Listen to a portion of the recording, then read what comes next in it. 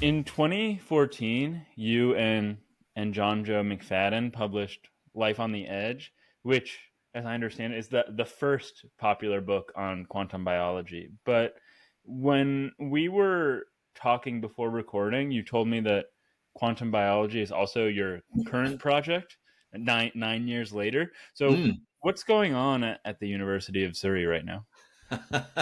Well, we're hoping it's becoming sort of a hotbed centre for research in quantum biology. Admittedly, a subject that is still sort of quite niche and probably speculative and even controversial, maybe some would say.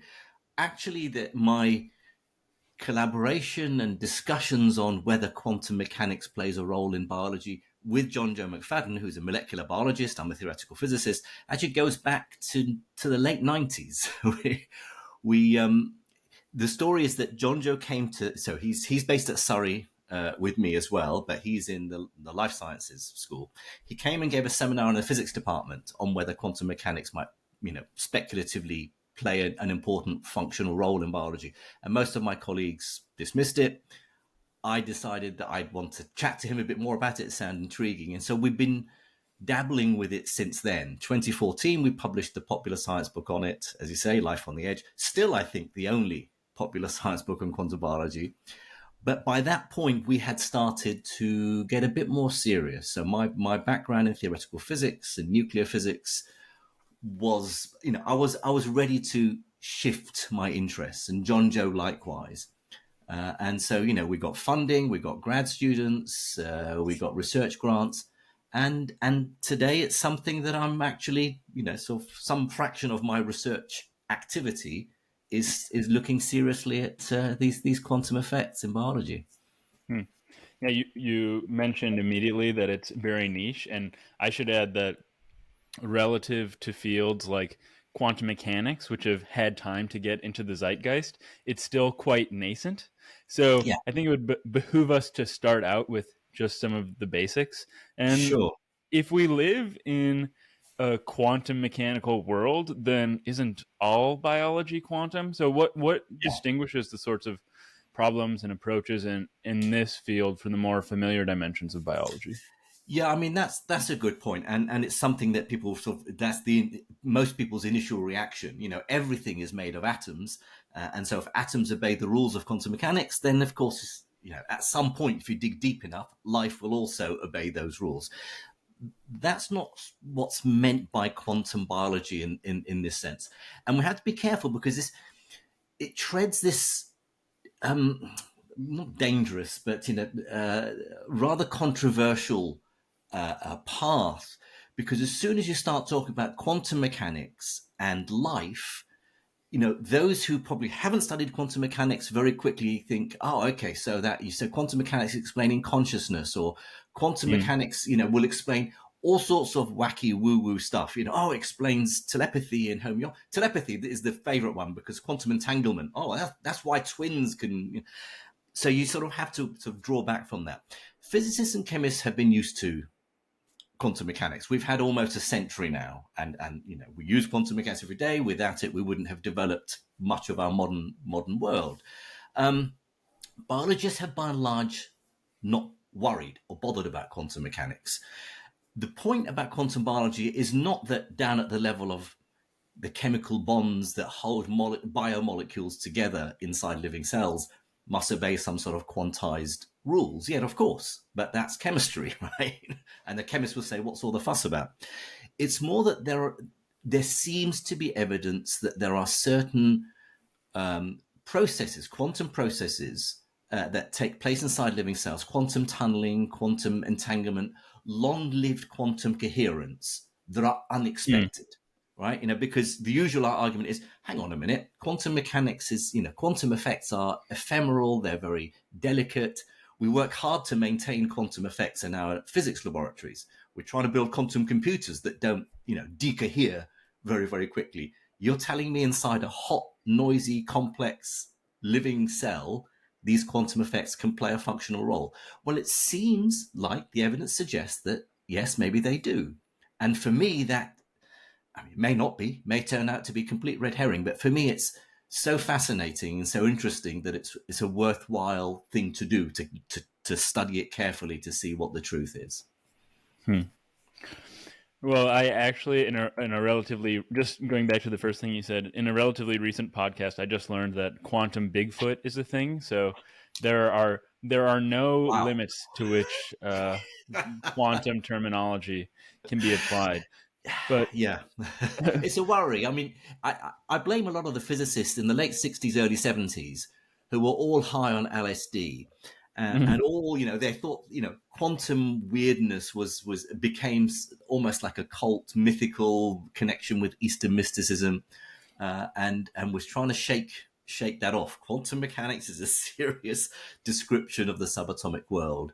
And if life has evolved the ability to maintain quantum coherence for long enough so that it plays a role, such as the sort of work we're doing now, looking at proton tunneling in DNA, then, we need to try and model that and study it and carry out experiments to test if it's true or not. But these are very isolated, specific examples where quantum mechanics plays a role. It's not, we're not saying life doesn't exist without quantum mechanics, but life may have evolved the ability to use the trickery of the quantum world.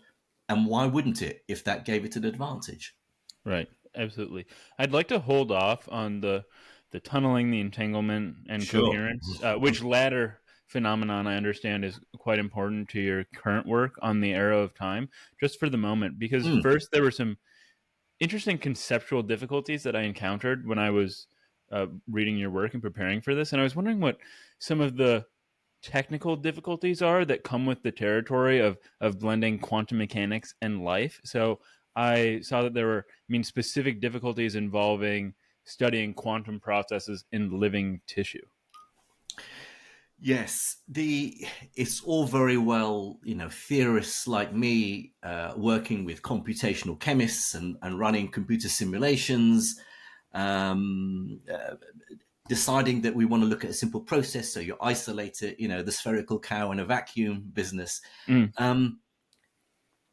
Physicists are used to being able to isolate the mechanisms and phenomena they want to do. We want to study. In a laboratory, we will turn things off. We will run our experiments near absolute zero in a vacuum. We'll shield it from its surroundings, and then you tweak dials. You look at one variable at a time. You can't do that inside a living cell because there are thousands of biochemical reactions going on. So the experimental tests that would verify some of these theoretical predictions and model predictions are subtle and sometimes indirect. And I think that's why in quantum biology, theory is ahead of experiment. One can study biomolecules using various spectroscopic techniques. You can use, high pulse lasers to excite these molecules and watch how they decay and give the light off. And there'll be certain signatures in terms of resonant behavior that could tell you something about the quantum nature of these molecules. But it's tough. It's difficult to turn off everything else inside a living cell to isolate the mechanism you're interested in. That's where the challenge is. Mm-hmm. Yeah, talking about lasers, I recently did an episode with the Nobel laureate here at Stanford, Carl Wyman, on his isolation of the Bose-Einstein condensate and Right. reducing cellular cells to temperatures just above absolute zero. They're not going to function too well at that point. Yeah, I mean, the nice thing is, of course, that essentially what got a lot of people interested in the field is Schrodinger's famous book, What is Life? Written back in 1944. A small book, almost like a popular science book. It certainly was in his ideas influenced Crick and Watson in their development of the double helix model of DNA. But he makes this, simple statement that sticks with me anyway, which is that life, the order, the structure of life, of inside a living cell is reminiscent of inanimate matter of equivalent complexity near absolute zero. So you take inanimate matter, certain materials, you cool them down to, a few degrees Kelvin or below, and you are calming down all the thermodynamic Right. chaos, slowing everything down, and you start to see quantum effects, superconductivity, superfluidity kicking in at certain temperatures. Well, Schrodinger was arguing that living systems behave, in terms of the low entropy, high order, the structure, as though it's normal matter at low temperature. So it may be that we don't need to cool down living systems down to near absolute zero.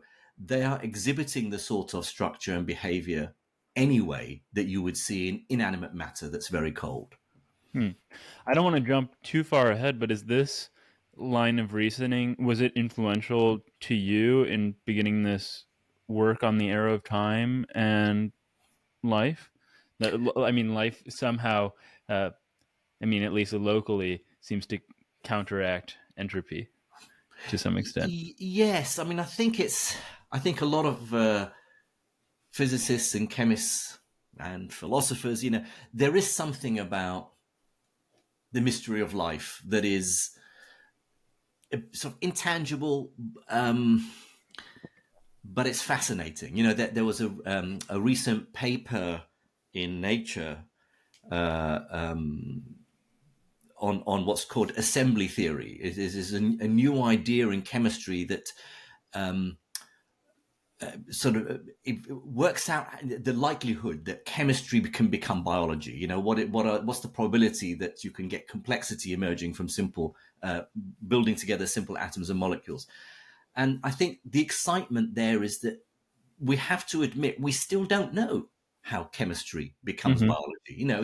The origin of life, despite some people arguing, well, it's a step-by-step process, and it's not, Fred Hoyle's famous wind blowing through a junkyard and creating a jumbo jet, just instantaneously. It's a slow process. But there is still something mysterious about it. And I guess that is part of the attraction. You do wonder, did quantum mechanics play a role, say, in prebiotic chemistry, in the origin of life? I have no idea if it did or not. But that may have been, I guess, in answer to your question, one of the factors that maybe got me excited in the first place, even if we've now sort of pulled back a bit and trying to look at it more soberly and carefully. Mm-hmm. Yeah, that's interesting. I never thought of it that way. Like, I'm sure many people, I first encountered, the problem of how life emerges from raw materials in Dawkins' selfish gene. And as I recall his description of life emerging from the primordial ooze or soup, it's really it's kind of like a mechanical thing. And I'm using mechanical and distinct from quantum mechanical. But so it's interesting to think that quantum mechanical phenomena might have played a role there. I think we know now that it's more than just stick all the ingredients in Darwin's warm pond, or the famous Miller-Urey in 1950s experiment. Organic materials, water, sunlight, the spark of life would emerge. The likelihood of that happening is still hugely, hugely tiny. And so there's still something missing getting us to a complex enough system that is able to replicate itself. Once it does, Darwinian evolution kicks in and you're well on your way. But it's how do you get there in the first place?